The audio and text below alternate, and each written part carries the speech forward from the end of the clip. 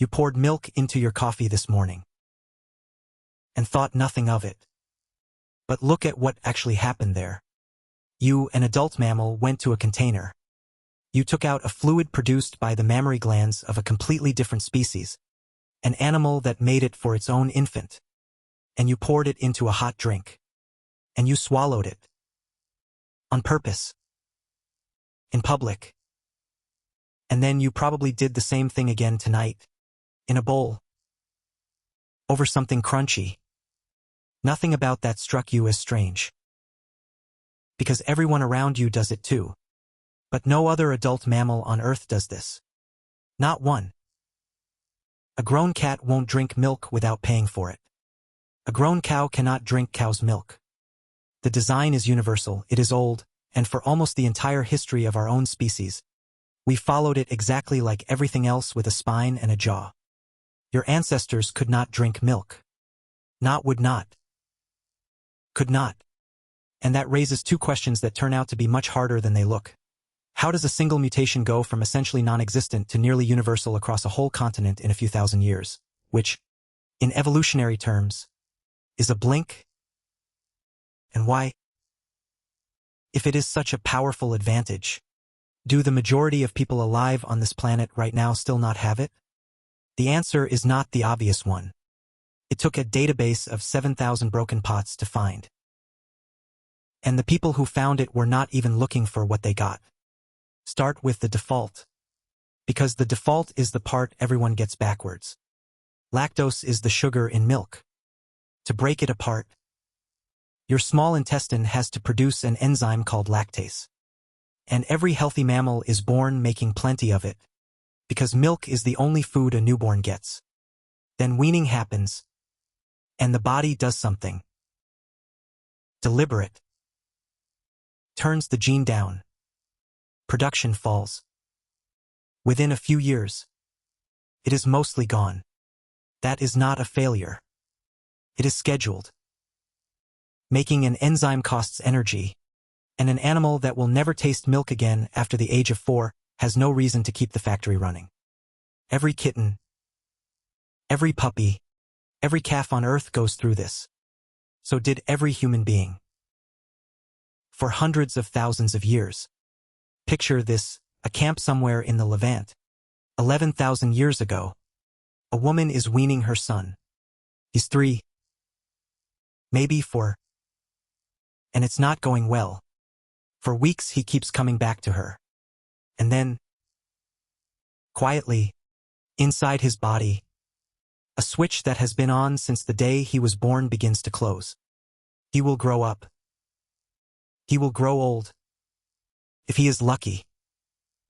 And he will never digest milk again. Neither will anyone he ever meets. And it will never once occur to him that this is worth noticing. Now look at the world today. According to the National Institute of Diabetes and Digestive and Kidney Diseases, roughly 68% of the global population has lactose malabsorption. In Africa and across Asia, it's most people. If you're watching this from Vietnam, or Thailand, or China, or Indonesia, the odds are strong that you are the standard version of a human being, and the milk in the supermarket is the anomaly. So the interesting group is not the people who cannot digest lactose. It is the small minority who can. In 2007, a team led by Sarah Tishkoff, then at the University of Maryland, went looking for that minority in East Africa. They tested 470 people across Tanzania, Kenya, and Sudan, giving them a measured dose of lactose and watching what their blood sugar did, then reading their DNA against the result. In Europe, the gene that keeps lactase switched on had already been found, a single letter change, in a stretch of DNA about 13,910 bases upstream of the lactase gene. One change. Keep the switch open. Keep drinking milk. Tishkoff's team expected to find the same letter in Africa. They did not. They found 3 different ones. 3 separate mutations, in the same regulatory region, doing the same job and, critically, sitting on completely different genetic backgrounds from the European variant, and from each other, which means nobody inherited this from anybody. It happened again, and again, and again.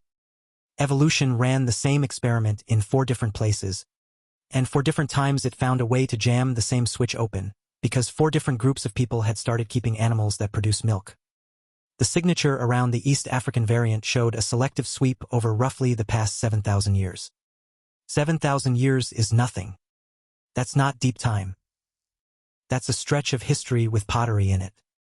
And here's where the story gets genuinely strange. Because we can now go back and read the DNA of the people who were actually there. In 2007, Joachim Berger and colleagues pulled DNA from Neolithic skeletons in Central Europe, the first farmers, the people with the cattle. The lactase persistence variant was rare, or absent. In 2020, Berger's group went further, testing Bronze Age remains across southern and eastern Europe. The variant existed by then, but at low frequency, nowhere near modern levels.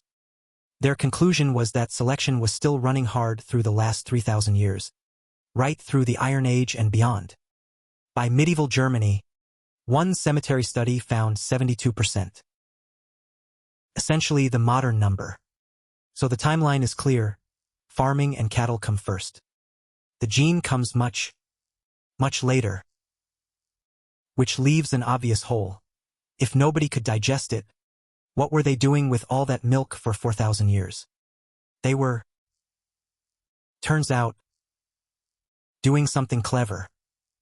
In the 1970s, an archaeologist named Peter Bogucki excavated a Neolithic site in Kujawia, in what is now Poland, and found fragments of pottery riddled with small holes. Perforated bowls. Nobody was sure what they were for. Flame covers. Maybe. Honey strainers. They went into storage and stayed there for decades. Then, in 2013, Melanie Salke and Richard Evershed at the University of Bristol ground up 50 samples from 34 of those vessels and ran the residues through chemical analysis. The pots were saturated with milk fat. These were cheese strainers, more than 7,000 years old, and they published it in Nature. Picture this: Northern Europe, 5,000 years before the Common Era. A woman crouches beside a fire with a clay bowl full of holes resting over another vessel. The milk in it has been warmed and left to turn, and it has separated into 2 things: thick, white curd, sitting in the strainer, and a thin, cloudy liquid running out through the holes into the pot below. She throws the liquid away, or gives it to the animals. She has no idea what lactose is. She has no idea that almost all of it just went out through those holes with the whey, and that what is left in her hands is now food she can actually eat. Without spending the night doubled over. She only knows the pattern works. Her mother did it this way. That is the human answer, arriving thousands of years before the genetic one. Cheese. Yogurt. Fermentation. Let bacteria do the digestion outside the body, so the body doesn't have to.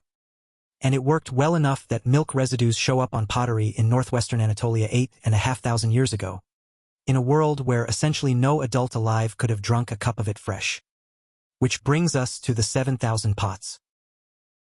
And to the part that broke the story open. In 2022, a large team led by Richard Evershed at Bristol, with George Davey-Smith and Mark Thomas, assembled the biggest dataset anyone had built on this. Around 7,000 animal fat residues from pottery, across 554 archaeological sites, mapping 9,000 years of milk use across Europe. Then they lined that map against the rise of the lactase persistence gene, expecting the 2 curves to move together: more milk, more selection pressure, more gene. They did not move together. Milk use went up and down by region and era, and the gene's climb ignored it. A model where selection tracks milk consumption explained the data no better than a model where selection was just running at a flat rate the entire time.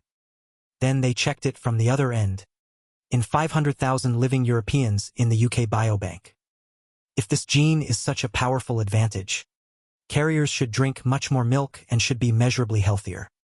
They were not. The genotype barely predicted how much milk anyone drank, and showed no consistent link to better health at all. The strongest selected single gene trait in the last 10,000 years of human evolution. And the obvious explanation for it does not hold. So the team proposed something else. And it inverts the whole question.